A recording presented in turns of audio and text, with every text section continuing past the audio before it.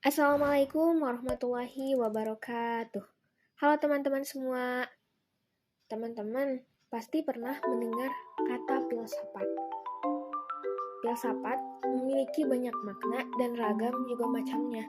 Dan dalam filsafat ada 3 aspek utama kajian, yaitu ontologi, epistemologi, dan aksiologi. Nah, oleh sebab itu, di sini saya ingin membahas salah satu kajian filsafat, yaitu tentang ontologi hakikat ilmu dalam rangka memenuhi salah satu tugas mata kuliah filsafat ilmu yang diampu oleh Bapak Dr. Haji Yudi Irfan Daniel, SOS MAG. Oke, sebelum itu, perkenalkan terlebih dahulu, nama saya Nabila Rahmin Sani dengan NIM 12120200173 dari kelas 4E jurusan Pendidikan Agama Islam. Oke, tanpa berlama-lama, langsung saja kita masuk pada pembahasan materi tentang ontologi hakikat ilmu. Nah, langsung saja untuk materi yang pertama, yaitu tentang pengertian ontologi. Nah, di PPT di sini terdapat pengertian ontologi menurut salah satu filsuf terkenal, yaitu Aristoteles. Namun, sebelum membahas pengertian ontologi menurut Aristoteles, alangkah baiknya kita mengetahui dulu pengertian ontologi secara bahasa dan istilah. Jadi, secara bahasa, ontologi berasal dari bahasa Yunani yang asal katanya adalah ontos dan logos. Ontos artinya yang ada, sedangkan logos artinya ilmu. Sederhananya, ontologi merupakan ilmu yang berbicara tentang yang ada. Nah, secara istilah, ontologi adalah cabang dari ilmu filsafat yang berhubungan dengan hakikat hidup tentang suatu keberadaan yang meliputi keberadaan segala sesuatu yang ada dan yang mungkin ada. Kemudian, menurut Aristoteles, ontologi merupakan rangkaian pembahasan mengenai hal yang ada sebagai hal ada atau hal ada sebagai demikian yang mengalami perubahan sehubungan dengan objeknya. Ontologi kerap kali diidentikan dengan metafisika. Ontologi menjadi pembahasan yang utama dalam filsafat, di mana membahas tentang realitas atau kenyataan. Dan pada dasarnya, ontologi berbicara tentang asas-asas rasional dari yang ada atau disebut suatu kajian mengenai teori tentang ada, karena membahas apa yang ingin diketahui dan seberapa jauh keingintahuan tersebut. Itulah pembahasan tentang pengertian ontologi. Oke, lanjut pada materi pembahasan yang kedua, yaitu tentang karakteristik ontologi. Nah, ada 8 karakteristik dari ontologi, yaitu yang pertama, ilmu berasal dari suatu penelitian. Yang kedua, adanya konsep pengetahuan empiris dan tidak ada konsep wahyu. Yang ketiga, pengetahuan bersifat rasional, objektif, sistematik, metodologis, observatif, dan netral. Yang keempat, menghargai asas verifikasi, eksplanasi, keterbukaan, dan dapat diulang kembali, skeptisisme yang radikal, dan berbagai metode eksperimen. Yang kelima, melakukan pembuktian bentuk kualitas dan terapan ilmu menjadi teknologi. Yang keenam, mengakui pengetahuan dan konsep yang relatif serta logika-logika ilmiah. Yang ketujuh, memiliki berbagai hipotesis dan teori-teori ilmiah. Dan yang terakhir, yang kedelapan dari karakteristik ontologi, yaitu memiliki konsep tentang hukum-hukum alam yang telah dibuktikan. Itulah karakteristik dari ontologi. Kemudian, pembahasan yang ketiga tentang objek kajian ontologi. Nah, objek kajian ontologi ini sering dikaitkan dengan objek ilmu dalam pandangan Islam. Dan objek kajiannya terbagi menjadi dua, yaitu yang pertama, objek ilmu yang bersifat materi. Maksudnya adalah objek ilmu yang dapat didengar, dilihat, dan dirasakan. Contohnya yaitu ilmu sains, ilmu eksak, ilmu politik, ilmu sosial, ilmu budaya, ilmu psikologi, dan lain sebagainya. Nah, objek kajian yang kedua yaitu tentang ilmu yang bersifat non-materi. Berlawanan dengan objek materi, pada non-materi, ini tidak bisa didengar, dilihat, dan dirasakan. Nah, jadi hasil akhir dari objek materi ini lebih sebagai kepuasan spiritual. Contohnya, objek yang berbicara tentang ruh, sifat, dan wujud Tuhan. Itulah objek kajian dari ontologi. Next, pembahasan materi yang keempat yaitu tentang aspek-aspek ontologi ilmu pengetahuan. Nah, kan tadi sudah dibahas bahwa ontologi itu membahas tentang yang ada yang tidak terikat oleh suatu perwujudan tertentu. Dalam kaitan dengan ilmu, aspek ontologis mempertanyakan tentang objek yang ditelah oleh ilmu. Secara ontologis, ilmu membahas lingkup penelaahan keilmuan hanya pada daerah yang ada dalam jangkauan pengalaman manusia dan terbatas pada hal yang sesuai dengan akal manusia. Ontologi membahas tentang yang ada, yang universal, menampilkan pemikiran universal. Ontologi berupaya mencari inti yang termuat dalam setiap kenyataan. Dalam rumusan Lorentz Bagus, ontologi menjelaskan yang ada meliputi semua realitas dalam semua bentuknya. Ada beberapa aspek ontologis yang perlu diperhatikan dalam ilmu pengetahuan. Aspek tersebut antara lain yaitu yang pertama metodis. Nah, metodis ini maksudnya yaitu menggunakan cara ilmiah. Nah, jadi dalam ontologi itu prosesnya harus menggunakan cara ilmiah.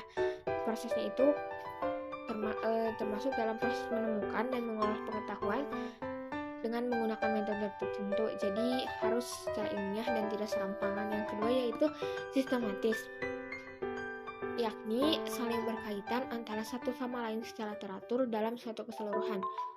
Berarti dalam usaha menemukan kebenaran dan menjabarkan pengetahuan yang diperoleh dalam ontologi itu harus menggunakan langkah-langkah tertentu yang teratur dan terarah sehingga menjadi suatu keseluruhan yang terpadu. Yang ketiga yaitu koheren. Nah, jadi ontologi itu unsur-unsurnya harus bertautan, tidak boleh mengandung uraian yang bertentangan.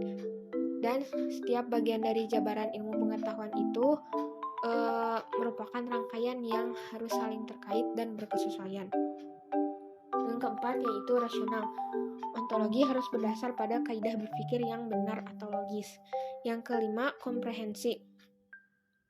Ontologi harus melihat objek yang tidak hanya dari satu sisi atau satu sudut pandang, melainkan secara multidimensional atau keseluruhan. Yang keenam yaitu radikal. Aspek dari ontologi yang dimaksud dengan radikal yaitu ontologi itu diuraikan sampai akar persoalannya atau esensinya. Nah, aspek yang terakhir dari ontologi yaitu universal, artinya muatan kebenarannya sampai tingkat umum yang berlaku di mana saja. Itulah aspek-aspek dari ontologi yang perlu kita ketahui.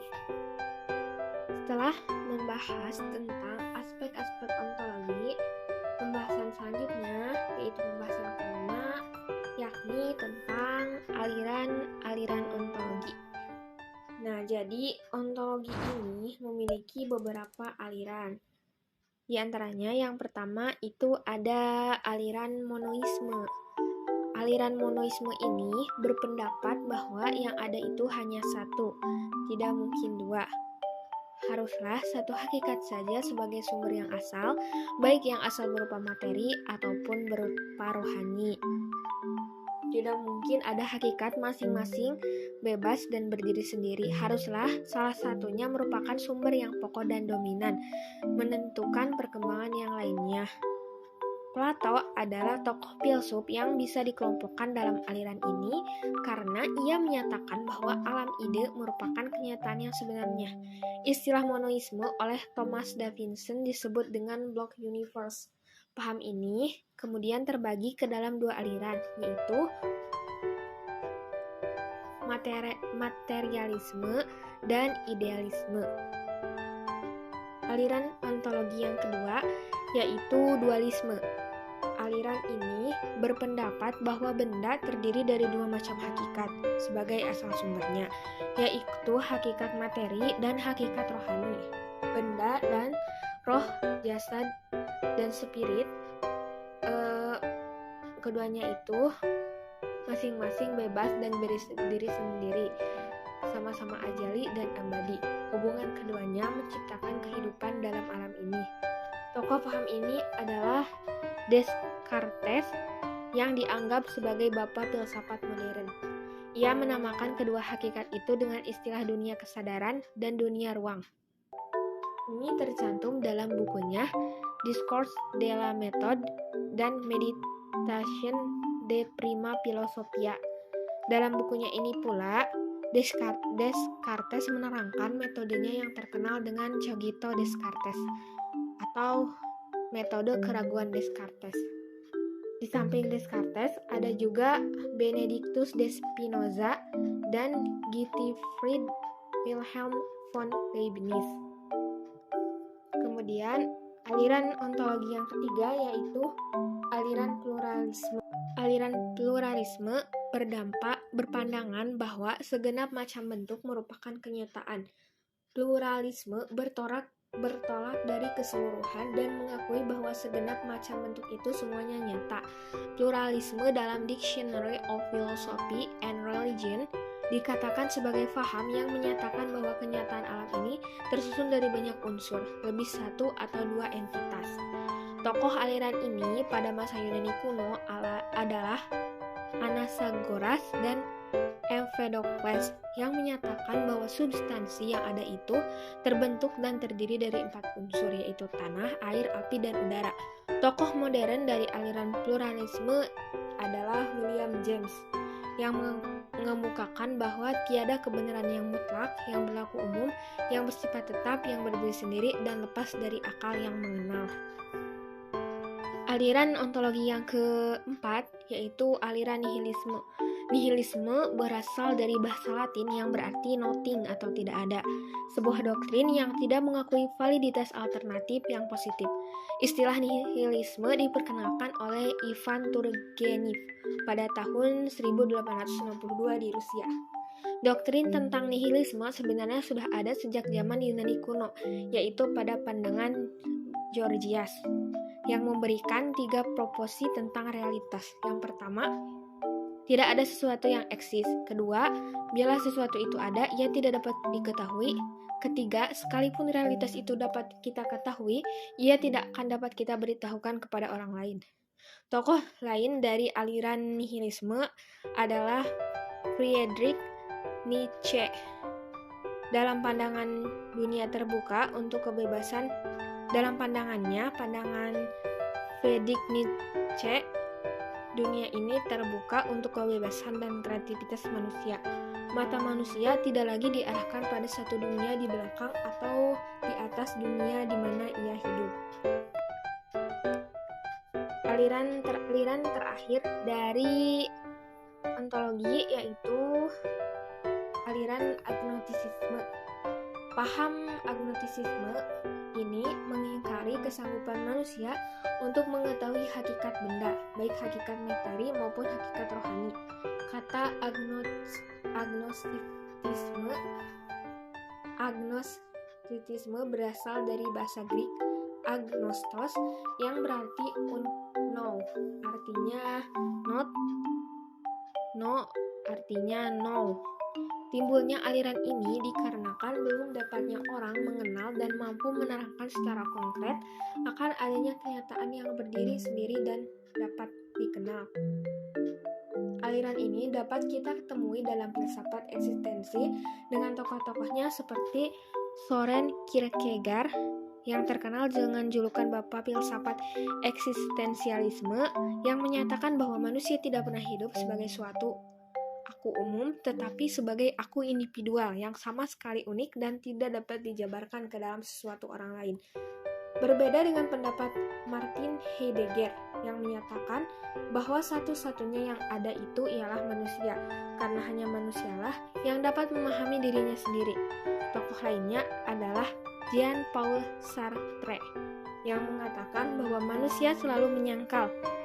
Hakikat beradanya manusia bukan entre atau ada, melainkan entre akan atau sedang. Jadi, agnostitisme adalah paham, pengingkaran atau penyangkalan terhadap kemampuan manusia mengetahui hakikat benda, baik materi maupun rohani.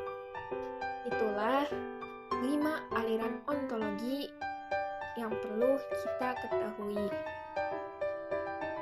Pembahasan terakhir dari materi tentang ontologi hakikat ilmu, yaitu mengenai manfaat ontologi. Setiap ilmu tentunya memiliki manfaat bagi keberlangsungan hidup umat manusia. Nah, adapun ontologi yang merupakan salah satu kajian filsafat ilmu mempunyai beberapa manfaat, di antaranya yang pertama yaitu membantu untuk mengembangkan dan mengkritisi berbagai bangunan sistem pemikiran yang ada.